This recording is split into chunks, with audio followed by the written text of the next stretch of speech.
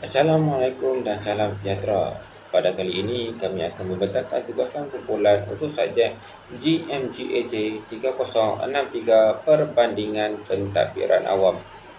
Kami terdiri daripada 4 orang ahli kumpulan, iaitu Khairil Azriza bin Khairul Zahim 290135, Ahmad Farid bin Abdullah 290099, Muhammad Faiz bin Ismail 290159 dan Wan Fazira Nabila 290259. Tajuk tugasan kami ialah perbandingan di antara Singapura dan Indonesia.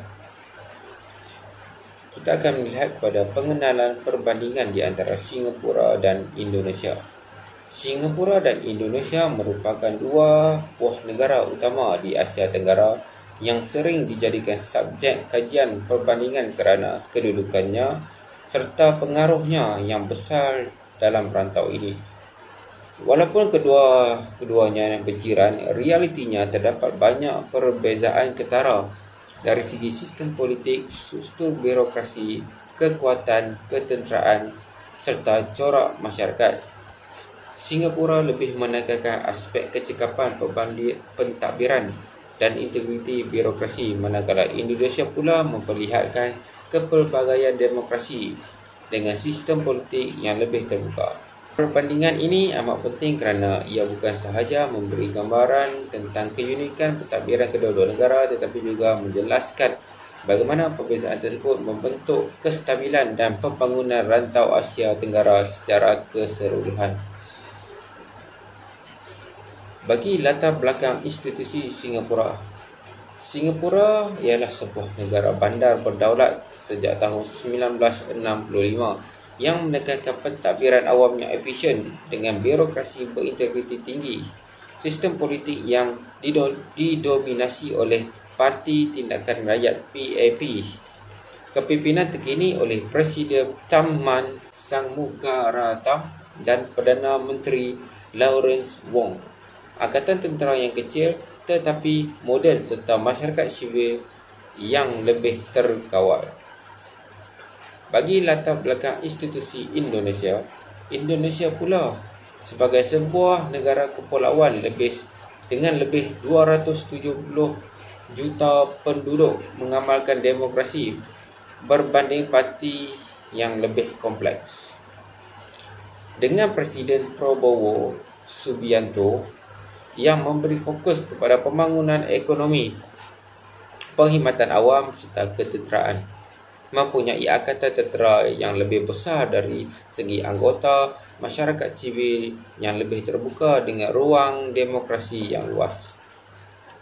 Saya akan menceritakan perbandingan bagi negara Indonesia dan juga Singapura berkaitan dengan latar belakang proses pembentukan dasar, penentuan agenda, pembuatan keputusan dan pelaksanaan bagi kedua-dua negara. Pertama, mari kita lihat negara Indonesia. Kita lihat kepada pembentukan dasar negara Indonesia. Indonesia adalah negara demokrasi dengan sistem republik presidential dan struktur pemerintahan desentralisasi, iaitu autonomi daerah. Oleh itu, proses pembentukan dasar melibatkan pelbagai peringkat pemerintahan seperti pusat dan juga daerah. Ini bermakna banyak dasar perlu disesuaikan dengan keadaan tempatan di peringkat daerah dan juga provinsi. Proses pembentukan dasar lebih kompleks kerana melibatkan pelbagai aktor, termasuklah Presiden, Dewan Perwakilan Rakyat, badan perancang seperti BMNS serta masyarakat sivil. Yang kedua ialah berkaitan dengan penentuan agenda. Penentuan agenda dasar melibatkan aspirasi rakyat yang disalurkan melalui DPR, iaitu Dewan Perwakilan Rakyat, parti politik, media, organisasi masyarakat sipil dan sebagainya. Presiden dan kementerian mencadangkan agenda berdasarkan Rencana Pembangunan Jangka Menengah Nasional BAPNAS. Badan Perencanaan Pembangunan Nasional memainkan peranan penting dalam menyusun agenda pembangunan nasional bagi negara Indonesia. Yang ketiga ialah pembuatan keputusan. Keputusan dasar dibuat oleh Presiden bersama Kabinet, namun memerlukan pengesahan daripada DPR dalam banyak kes. Proses kadang-kadang kompleks dan lambat kerana wujudnya rundingan antara pelbagai aktor seperti eksekutif, legislatif dan pemerintah daerah serta lobi daripada sektor swasta dan kumpulan berkepentingan. Dalam beberapa isu, penyertaan daripada masyarakat atau konsultasi awam juga dijalankan. Yang keempat ialah berkaitan dengan pelaksanaan dasar. Dilaksanakan oleh Kementerian Teknikal dan juga pemerintah daerah. Disebabkan autonomi daerah, Pelaksanaan dasar berbeza-beza bergantung kepada kapasiti daerah masing-masing. Kadang-kadang terdapat isu ketidakefisien, birokrasi berlebihan ataupun kekangan sumber. Seterusnya kita akan lihat kepada latar belakang politik, budaya, ekonomi bagi negara Indonesia. Pertama kita lihat kepada latar belakang politik negara Indonesia. Indonesia adalah negara republik presidential dengan sistem demokrasi berbilang parti sejak kejatuhan rejim order pada tahun 1998. Indonesia telah mengalami proses reformasi politik dan demokratisasi. Presiden dipilih secara langsung oleh rakyat dan kuasa politik tersebar antara kerajaan pusat dan juga daerah kerana autonomi daerah itu sendiri. Walaupun terdapat perbezaan demokrasi, politik Indonesia masih dicabar oleh isu seperti rasuah, politik wang dan juga pengaruh daripada golongan elit. Presidennya iaitu Prabowo Subianto memegang jawatan presiden sejak 20 Oktober 2024 selepas memenangi pilihan raya dengan kira-kira 58 hingga 59% undi. Pada usia 73 tahun, beliau merupakan presiden yang tertua pernah dilantik. Sementara naib presidennya iaitu Gibran Rakabuming Raka, iaitu anak kepada mantan presiden yang sebelum ini iaitu Jokowi, merupakan naib presiden Indonesia yang termuda. Kemudian kita lihat kepada latar belakang budaya negara Indonesia. Indonesia merupakan negara dengan kepelbagaian budaya etnik yang sangat luas, merangkumi lebih daripada 17,000 pulau dan ratusan suku kaum, suku bangsa. Agama rasmi adalah agama Islam iaitu agama majoriti, tetapi negara ini mengiktiraf beberapa negara lain seperti Kristian, Hindu dan juga Buddha. Budaya Indonesia kaya dengan seni bina tradisional seperti batik, gamelan, wayang kulit serta amalan adat dan upacara tempatan. Bahasa rasmi ialah bahasa Indonesia yang berfungsi sebagai penyatuan nasional. Yang ketiga ialah kita lihat latar belakang ekonomi. Indonesia ialah ekonomi memegang portfolio sebagai ekonomi negara membangun yang terbesar di Asia Tenggara dan termasuk dalam kumpulan G20.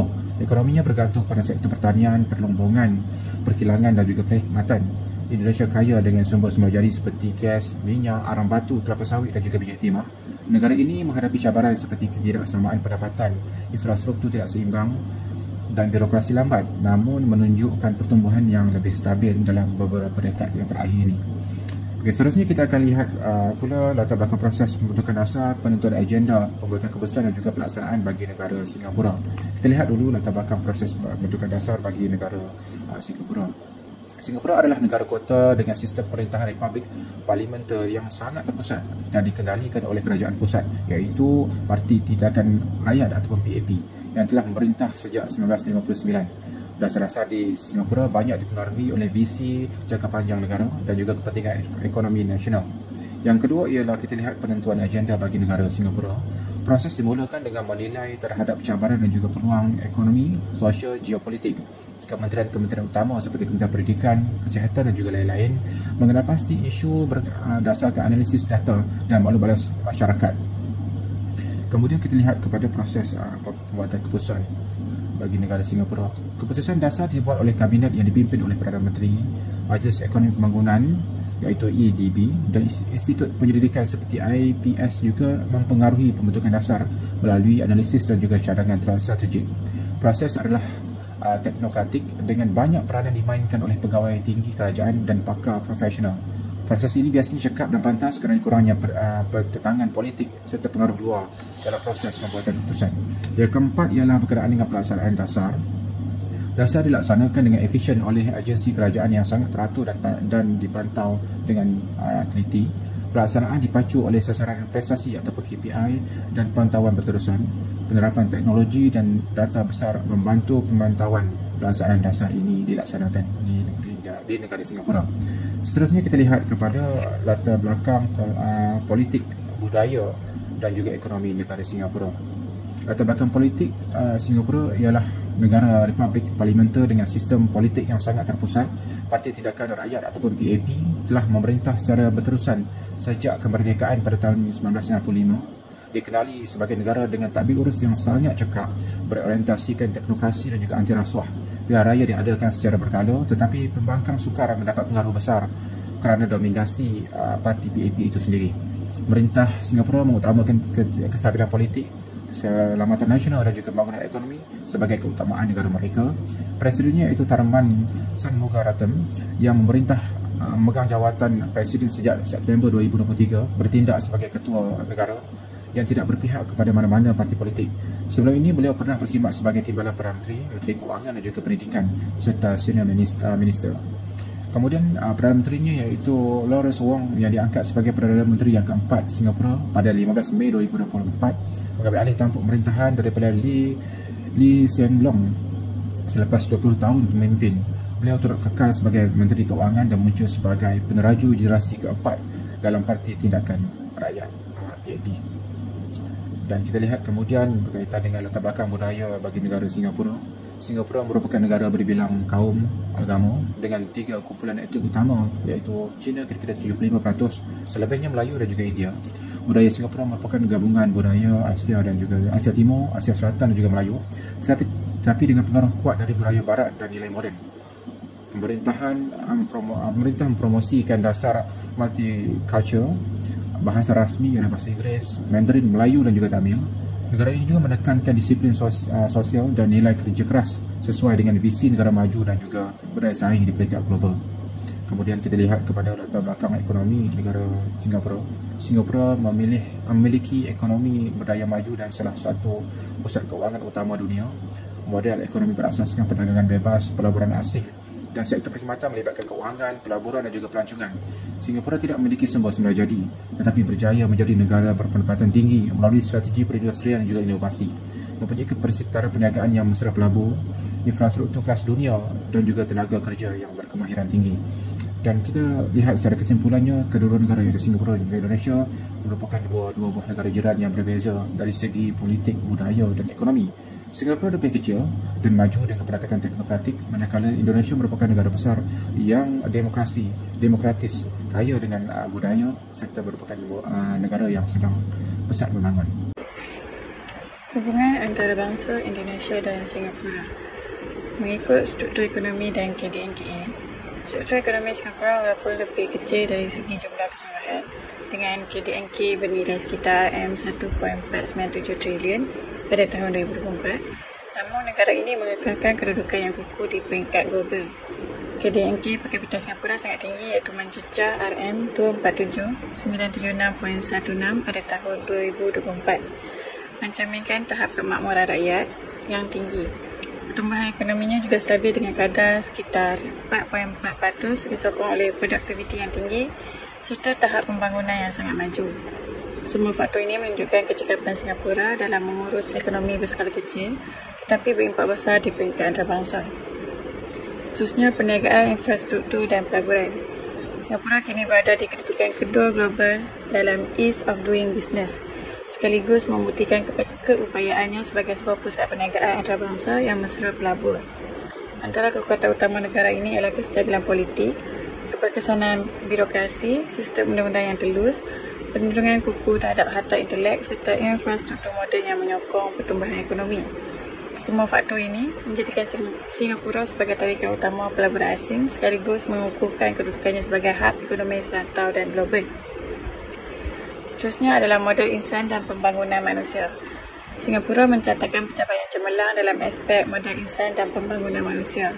Pada tahun 2020, indeks modal insan HCI negara ini berada pada tahap 0.9, manakala indeks pembangunan manusia HDI mencatatkan 0.946, iaitu sangat tinggi dan yang tertinggi dalam kalangan negara Asian. Jangka hayat penduduk Singapura juga berada pada paras 82 hingga 83 tahun, mencerminkan tahap kesihatan dan kualiti hidup yang baik. Kejayaan ini adalah hasil daripada pelaburan konsisten dalam bidang pendidikan, kesihatan serta pembangunan sosial yang menjadi asas kepada kelestarian pertumbuhan negara pada masa hadapan. Seterusnya adalah kos sara hidup dan taraf hidup. Singapura dikenali sebagai sebuah negara dengan kos sara hidup yang tinggi iaitu sekitar RM8803.359. Namun begitu, penduduknya turut menikmati gaji purata selepas cukai sebanyak RM12,180.84 yang menampung keperluan tersebut dengan baik. Secara keseluruhannya, Singapura mengekalkan taraf hidup yang sangat tinggi, disokong oleh infrastruktur yang berkualiti serta kualiti hidup yang baik. Negara ini juga memperoleh skor tertinggi dalam aspek kebebasan, kualiti hidup dan tahap rasuah yang rendah. menjadikan antara model terbaik bagi negara maju berasaskan ekonomi pengetahuan. Bagi negara Indonesia, struktur ekonomi dan KDNK, Indonesia mempunyai ekonomi yang jauh lebih besar dengan jumlah sekitar RM3.83 trilion pada tahun 2024 sekaligus menempatkannya dalam kelompok 20 ekonomi terbesar dunia.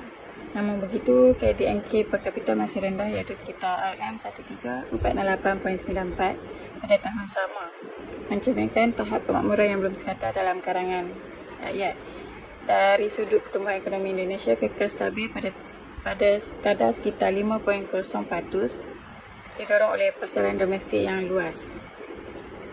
Walaupun memiliki potensi besar, tahap kemakmuran per kapita masih lebih rendah berbanding negara maju dan ini menjadi cabaran utama dalam pembangunan inklusif negara tersebut. Seterusnya, modal insan dan pembangunan manusia. Indonesia mencatatkan indeks modal insan HCI sebanyak 0.5 pada tahun 2020 yang menunjukkan tahap pembangunan modal insan masih boleh dipertingkatkan. Dari segi indeks pembangunan manusia HDI, Indonesia memperoleh skor 0.705 sekaligus meletakkannya dalam kategori tinggi. Purata jangka hayat penduduk adalah 71 tahun, mencerminkan peningkatan tahap kesihatan dan kesejahteraan rakyat. Walau bagaimanapun, Indonesia masih berdepan dengan beberapa cabaran utama antara jurang pembangunan antara wilayah serta ketidaksamaan sosial yang masih ketara.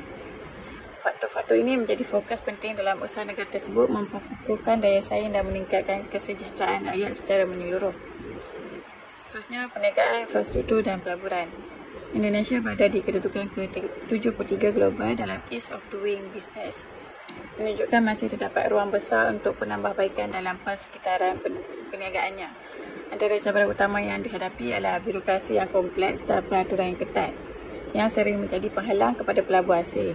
Walau bagaimanapun, kerajaan Indonesia sedang giat melaksanakan usaha reformasi termasuk memperkukuh pembangunan digital, meningkatkan infrastruktur moden serta memperkenalkan dasar mesta pelabur bagi menarik lebih banyak kemasukan modal asing. Dalam kerangka kerjasama segitiga pertumbuhan sejori, Indonesia turut memberi sumbangan penting melalui penyediaan tanah yang luas dan tenaga kerja yang besar menjadikannya rakan strategi dalam pembangunan serentak. Seterusnya, kos sara hidup dan taraf hidup. Kos sara hidup di Indonesia secara relatifnya masih rendah dengan perbelanjaan purata sekitar RM1594.39 sebulan. Walaupun begitu, gaji purata selepas cukai hanya sekitar RM883.34 yang menunjukkan taraf hidup masyarakat masih berada pada tahap sederhana dan lebih rendah berbanding beberapa negara jiran. Namun, kos hidup yang rendah ini turut menjadikan tarikan kepada pelabur asing, khususnya dalam sektor yang memerlukan tenaga kerja yang besar. Perbandingan polisi semasa sistem pendidikan Singapura dan Indonesia. Sistem pendidikan Singapura dan Indonesia mempunyai persamaan dari segi matlamat meningkatkan kualiti modal insan, namun pendekatannya berbeza. Dari segi tempoh pendidikan wajib, Singapura mewajibkan 6 tahun di sekolah rendah dan 4 tahun di sekolah menengah kerana struktur sistemnya yang kompetitif. Indonesia pula menetapkan pendidikan wajib 12 tahun iaitu 6 tahun sekolah rendah, 3 tahun sekolah menengah pertama dan 3 tahun sekolah menengah atas. Dalam aspek bahasa pengantar dan polisi bahasa, Indonesia menggunakan bahasa Indonesia sebagai bahasa pengantar tunggal. Singapura pula menggunakan bahasa Inggeris sebagai bahasa pengantar utama, sementara bahasa ibunda seperti Melayu, Mandarin dan Tamil diwajibkan bagi memelihara identiti budaya. Dari sudut pendekatan kurikulum, Indonesia menekankan pembangunan karakter, nasionalisme serta pemerataan akses. Singapura pula menekankan kurikulum berasaskan meritokrasi, STEM dan inovasi, seiring dengan keperluan ekonomi berasaskan pengetahuan. Dari segi struktur laluan pendidikan, sistem Indonesia lebih linear iaitu pelajar melalui sekolah rendah dan menengah. Singapura sebaliknya mempunyai pelbagai laluan pendidikan fleksibel seperti akademik, teknikal dan politeknik. Fokus dasar utama Singapura ialah melahirkan modal insan yang berdaya saing, manakala Indonesia memberi penekanan kepada pembangunan akses pendidikan yang inklusif serta mengurangkan jurang antara kawasan. Dari aspek sokongan kerajaan, Singapura menyediakan pelaburan besar dalam infrastruktur, teknologi pendidikan serta latihan guru, manakala Indonesia pula menyalurkan peruntukan tinggi kepada pendidikan asas untuk menjamin akses yang lebih luas. Sistem pendidikan di Indonesia dan Singapura mempunyai perbezaan jelas dari segi sokongan kerajaan. Indonesia, kerajaan memperkenalkan program Bantuan Operasional Sekolah BOS yang bertujuan meringankan beban kewangan pendidikan serta memastikan akses lebih luas kepada kanak-kanak di kawasan luar bandar.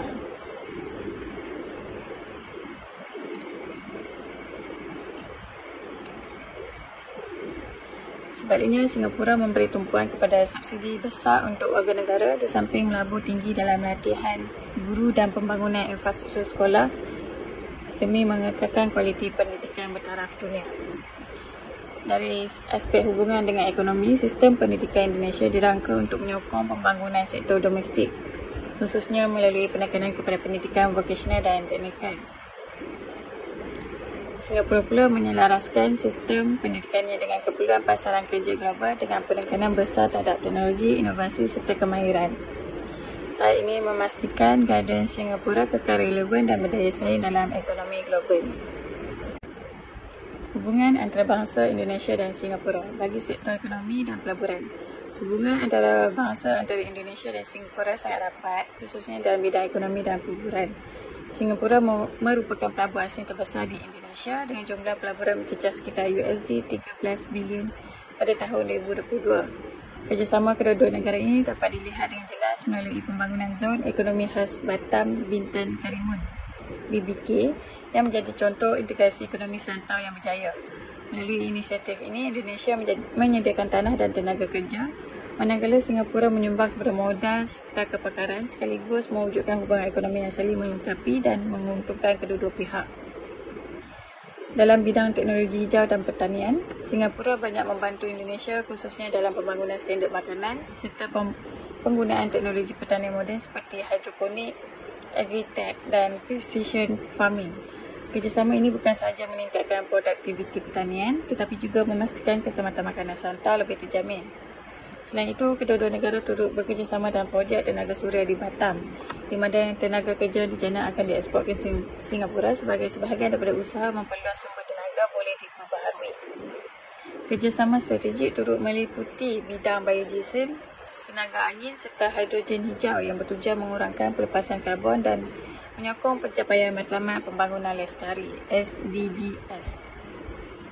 Dalam aspek pertahanan dan keselamatan, Indonesia dan Singapura memberi tumpuan khas kepada keselamatan di Selat Melaka, memandangkan kawasan strategik ini menjadi laluan bagi hampir 40% perdagangan global. Bagi memperkukuh kerjasama, kedua-dua negara mengadakan latihan ketenteraan bersama yang dikenali sebagai Safkar Indopura pada setiap tahun. Latihan ini melibatkan ketiga-tiga cabang angkatan tentera, iaitu darat, laut dan udara, serta merangkumi kerjasama dalam aspek bantuan kemanusiaan dan kepengurusan bencana. Inisiatif berterusan ini bukan sahaja meningkatkan tahap kesiapsiagaan, malah mengukuhkan hubungan pertahanan antara kedua-dua negara. Cabaran serta isu semasa. Di Singapura, polisi pelancongan dikendalikan oleh Ministry of Trade and Industry (MTI) di bawah pelaksanaan oleh Singapore Tourism Board (STB) yang diketuai oleh Melissa Ooi iaitu CEO. Fokus utama polisi di Singapura adalah smart tourism, digitalisasi, pelancongan bandar, MICE yang bermaksud meeting, incentive, conference and exhibition industry. Polisi semasa Singapura adalah Tourism 203X AI, bidang AR, Big Data untuk pengalaman pelancong.